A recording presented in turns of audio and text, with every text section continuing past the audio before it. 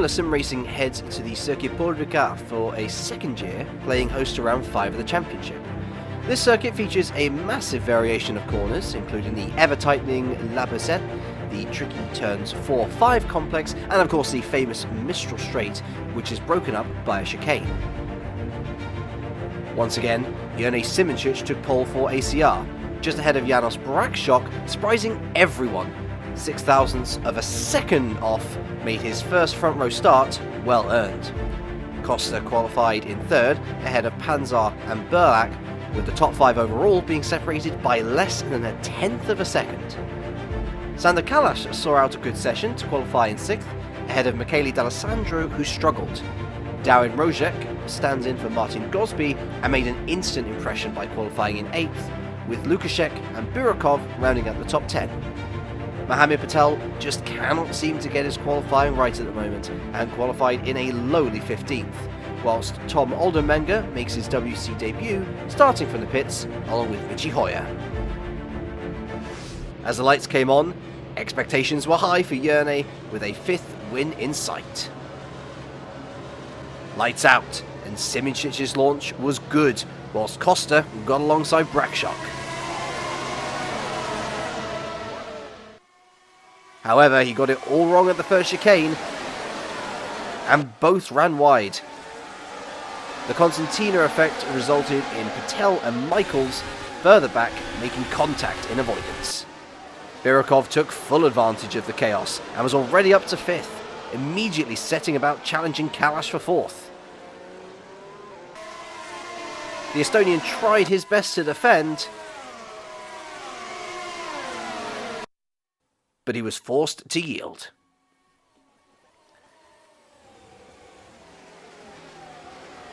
The loss of momentum allowed Brakshock to get alongside and make a daring pass at the Signé corner.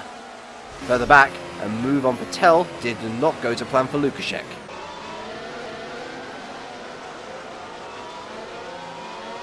Whilst Kasdorp's race had taken a nosedive instantly as a jump start landed him a drive-through. At the end of the first lap then, Simoncic led Panzer, D'Alessandro, Birakov and Brakshock. Kalash was in 6th ahead of Burlak, who was under threat from Costa. However, the Edge driver stood his ground and defended the position. Lap 4, and Birakov was on the attack once again, sight set on D'Alessandro's 3rd place.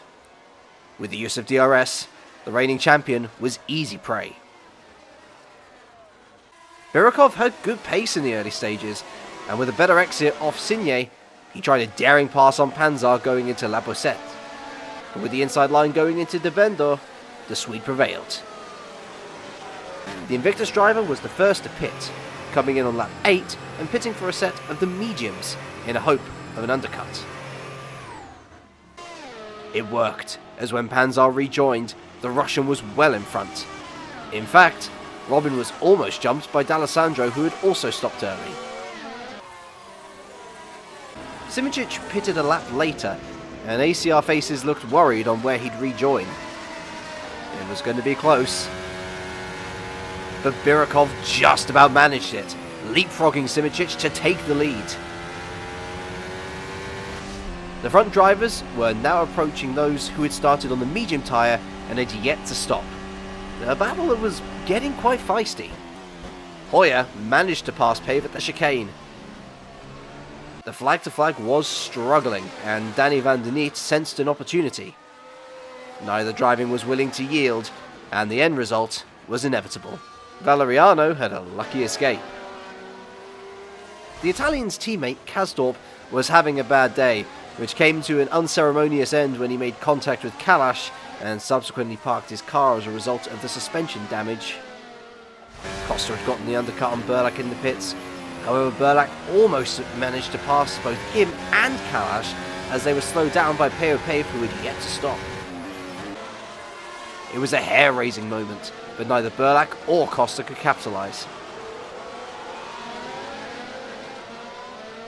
Kalash was now behind D'Alessandro. His teammate Van der Niet was right in front, and he slowed down D'Alessandro when he came in for his stop. That gave Kalash the momentum he needed to pass the reigning champion himself. Back at the front, and once everyone had pitted, it was Kirill Birikov confirmed in the lead. However, Yerney Simoncic was close behind. On lap 27, he attempted to make a pass at the chicane, but Birikov was later on the brakes, and Simoncic could not pass.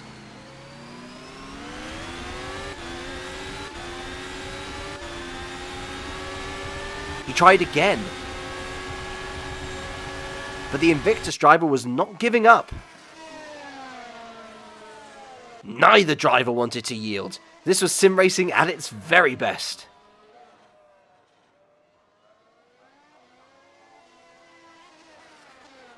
Finally, after half a lap of hard racing, an incredible driving skill on display by the two, it was Simoncic who prevailed. A lap later, Birikov made an interesting decision to make his final stop incredibly early. Simoncic had been saving his tyres behind Birikov, and now he was pushing hard to prevent an undercut, leaving nothing on the table. He came in on lap 34, but had he done enough? The answer was yes. He rejoined in the lead, and it was going to take a lot to prevent a 5th straight win. Further down the top 10, there was drama in the pit lane, as when Burlak and Rozek came in, they so happened to be sharing the same pit box. Rozek got an awful shock when the edge driver peeled into his box and contact was made. Terrible luck for Rozek, as he was forced to wait his turn, costing him valuable time. Brakshock and Costa both capitalised. Still, it could have been worse. An attempt to pass Fournier from Patel went wrong, ending a miserable race for the Brit. Lap 37, and Panzar had set his sights on Birikov's second place. However, the Invictus driver was proving pretty feisty today. He tried again on lap 40. They banged wheels on entry, but the Swede now had the high ground. Birikov tried his utmost to keep the place, but ultimately, it was lost. Birikov's decision to pit early was starting to bite him, as now Kalash had a look. The Russian tried once again all he could, but the NetRex took the position. It was one after another, and now D'Alessandro fancied his chances. However, he locked his rears at the penultimate corner and allowed a charging Fournier through. The Frenchman at his home Grand Prix had been making up ground after pitting late for softs and was right behind Birikov on much fresher tyres. Birikov could do absolutely nothing to prevent the Oromilla from going past. He was really struggling with his tyres, and D'Alessandro was back for round 2. The Jean Alesi eSports car did get the manoeuvre done, but disaster was about to strike. His engine had expired, and both JAE cars were out. Birikov was back up to 5th, but now he had his hands full fending off Burlak, who found his way through at turn 1. But not for long, as Birikov used DRS to good effect on the back straight. Costa was running in 8th, but was under threat from Hoyer, who found a way past. That was certainly not going to help matters though, and he dropped further to 10th. Ahead, Robin Panzar was now struggling with tyres himself, and was under threat from Kalash. The NetRex managed to find his way past at the chicane. It was now the final lap, and Fournier was right on Panzar's gearbox. A mistake from the Swede was all the invitation the Frenchman needed. With the use of DRS, Jeff managed to find a way past to take the final podium spot. Whilst all this was going on though, Simoncic was calmly controlling the race. And he crossed the line to take a 5th straight consecutive win, extending his already impressive streak. An amazing feat for the Slovenian. It was a triumphant return to the podium for Sander Kalash, whilst Jeffrey Fournier and Oromilla celebrated their first podium in the WC. Robin Panzar was slightly disappointed with 4th, however it was all smiles for Kirill Birakov, who managed to fend off Petr Burlak despite worn tyres to take a career best of 5th. Janos Brakshock took his first points with 7th, ahead of Michi Hoyer, who fought his way to 8th after starting from the pits. Mrozek and Costa rounded out the points. 16 cars saw the checkered flag in a race that lacked the attrition of previous rounds, but it was back to the drawing board for John O'Lacey Esports after a terrible race ended in a double DNF. In the driver standings, it is Jurnej Simoncic who has acquired maximum points from 2019 so far, and despite there being 9 rounds to go, it is going to take a minor miracle for anyone to overhaul him. Panzar moves ahead of Gosby as a result of the latter's absence, whilst Kalash and Burakov's strong showings enable them to move up the table. In the teams, ACR extend their lead, whilst ACR Blue have now passed Edge for 2nd.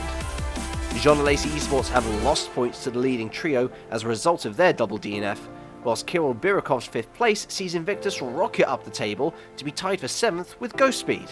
Flag to Flag have had a terrible season so far, their dire form meaning that they are now the only team yet to score a point. Thank you very much for watching this video.